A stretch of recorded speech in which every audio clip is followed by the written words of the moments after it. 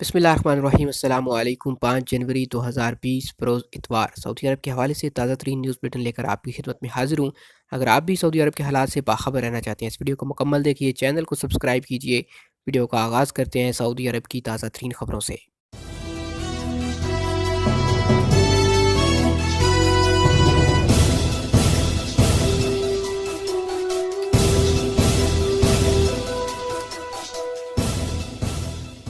تبوک region میں برف باری کا امکان۔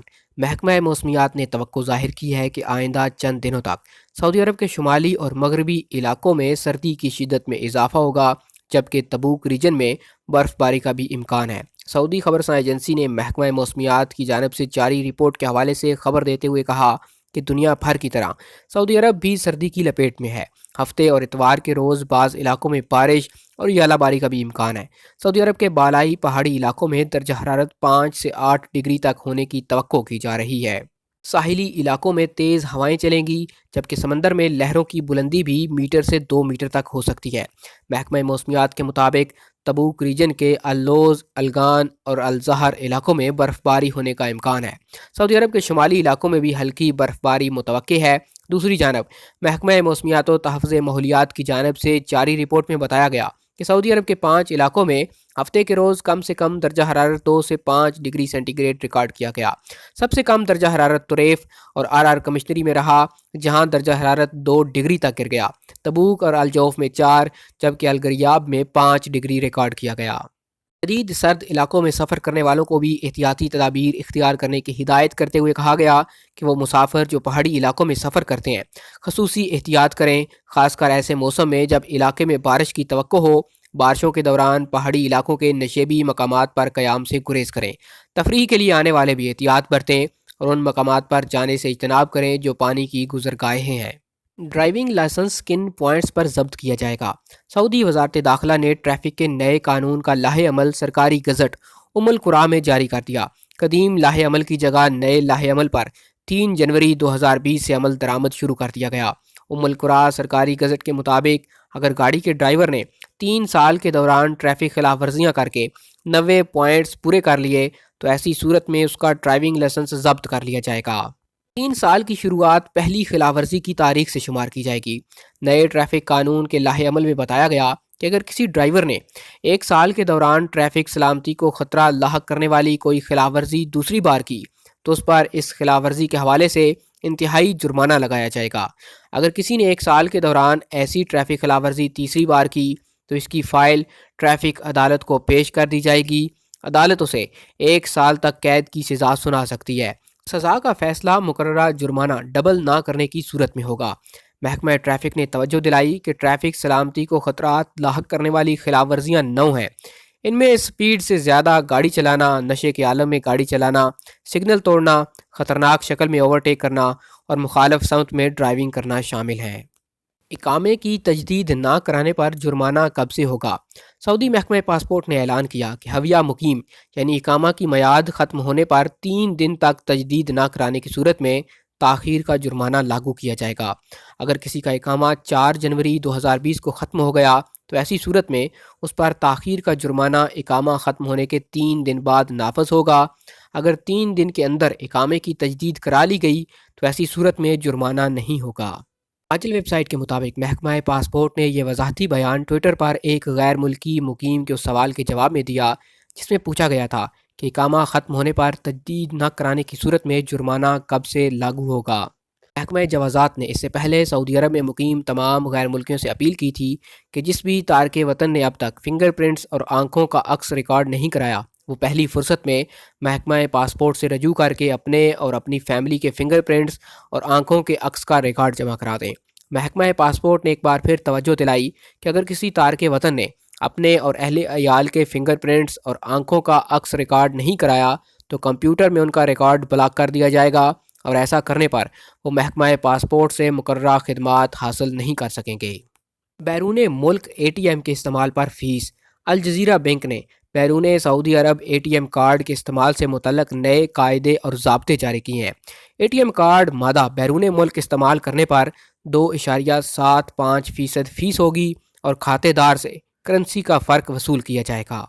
مکہ اخبار کے مطابق الجزیرہ بینک میں تعلقات عامہ کے چیئرمین نے بتایا کہ نئے ضوابط پر عمل درآمد سال 2020 کے 40 روز بعد شروع ہوگا۔ النہدی نے توجہ دلائی کہ یہ تبدیلیاں الجزیرہ بینک کی ہیں، تمام بینکوں کی نہیں۔ ہر بینک فیس مقرر اور تبدیل کرنے کے سلسلے میں اپنی پالیسی بناتا ہے۔ سعودی عربین مانیٹری اتھارٹی نے تمام بینکوں کو اس بات کی اجازت دی ہوئی ہے، البتہ کوئی بھی بینک کوئی بھی تبدیلی کرے اسے عمل درآمد سے 30 دن پہلے کھاتہ داروں کو اطلاع کرنا ضروری ہوگا۔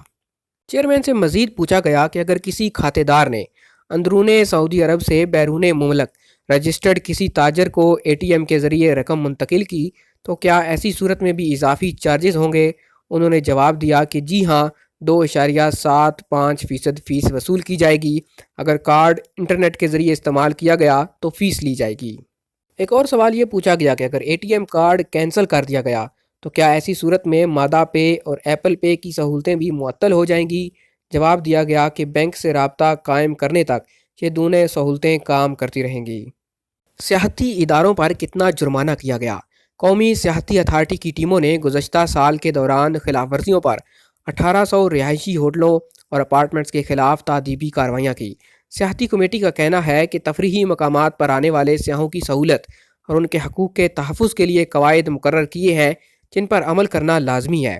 قومی سیاحتی ادارے کے ذرائع نے عربی روزنامے سے گفتگو میں کہا کہ مقررہ قواعد میں رہائشی ہوٹلوں میں منظور شدہ کرایہ نامہ آویزاں کرنے کے علاوہ آنے والے مہمانوں کو بہتر خدمات مہیا کرنا انتظامیہ کی ذمہ داریوں میں شامل ہے۔ ادارے کی تفتیشی ٹیموں نے گزشتہ سال کے دوران مختلف خلاف ورزیوں پر 12.7 ملین ریال کے جرمانے کیے، جن میں فرنشڈ اپارٹمنٹس، ہوٹل اور سیاحتی تفریحی کمپنیاں شامل ہیں۔ عمرہ زائرین کے لیے سعودی ہسپتالوں میں علاج کی سہولت۔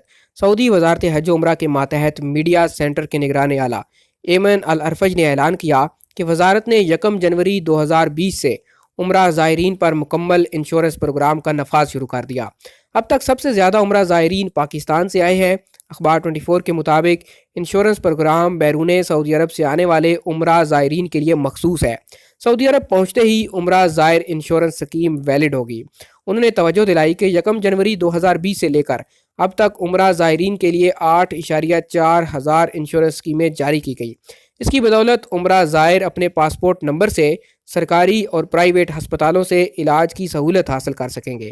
مکمل انشورنس پروگرام کے مطابق عمرہ زائر کو پروازوں میں تاخیر، منسوخی، وفات، لاش کی منتقلی، حادثات اور قدرتی آفات سے ہونے والے نقصانات کا معاوضہ دیا جائے گا۔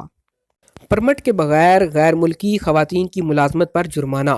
سعودی وزارت تعلیم نے خبردار کیا کہ اگر کسی انٹرنیشنل اسکول یا پرائیویٹ اسکول نے سعودی عرب میں مقیم غیر ملکیوں کی بیگمات، بیٹیوں، بیٹوں یا شوہروں کو غیر قانونی طریقے سے ملازمت فراہم کی تو ایسی صورت میں فی غیر قانونی غیر ملکی ملازم پر 25,000 ریال جرمانہ ہوگا۔ الوطن اخبار کے مطابق وزارت تعلیم نے انٹرنیشنل اور پرائیویٹ اسکولوں میں تارکین وطن کے اہل و عیال کو ملازمت دینے کے لیے 5 شرائط مقرر کی ہیں۔ اس کے علاوہ اجیر سسٹم سے پرنٹ بھی پیش کرنے کی پابندی لگائی گئی۔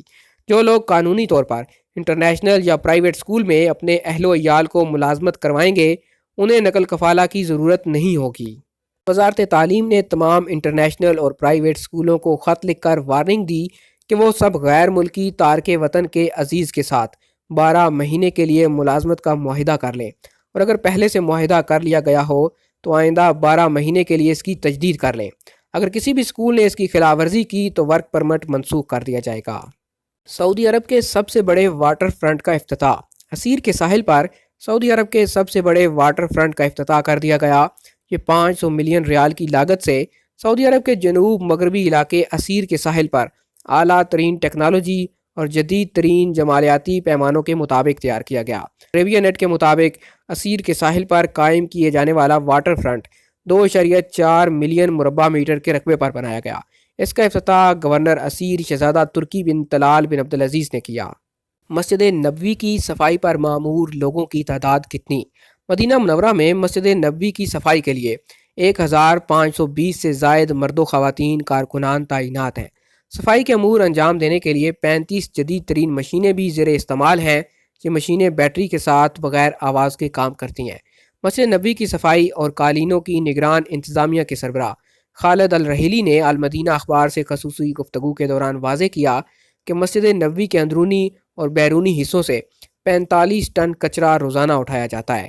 ان میں زمزم پینے کے استعمال شدہ گلاس، مختلف اشیاء اور افطاری کے وقت استعمال ہونے والے ڈسپوزیبل ڈبے شامل ہیں۔ مسجد میں آنے والوں کے جوتے رکھنے کے لیے 2800 شیلف موجود ہیں۔ الرحیلی کے مطابق مسجد نبوی کے اندرونی اور بیرونی حصوں اور اس کی چھت کی صفائی کے لیے 1320 مرد کارکن موجود ہیں، جبکہ مسجد میں خواتین کے لیے مخصوص حصے میں 200 خواتین کارکن صفائی اور متعلقہ امور انجام دیتی ہیں۔ آج تک لیے اتنا ہی۔ مزید خبروں اور نیوز اپڈیٹس کے لیے دیکھتے رہیے MGH اسٹوڈیو۔ چینل کو سبسکرائب کیجئے، بیل آئیکن پریس کیجئے تاکہ ہر نئی آنے والی ویڈیو کا نوٹیفیکیشن آپ تک پہنچ سکے۔ اگر آج کی ویڈیو اچھی لگے اسے لائک کیجئے، شیئر کیجئے اور کمنٹ کر کے اپنی رائے سے ضرور آگاہ کیجئے۔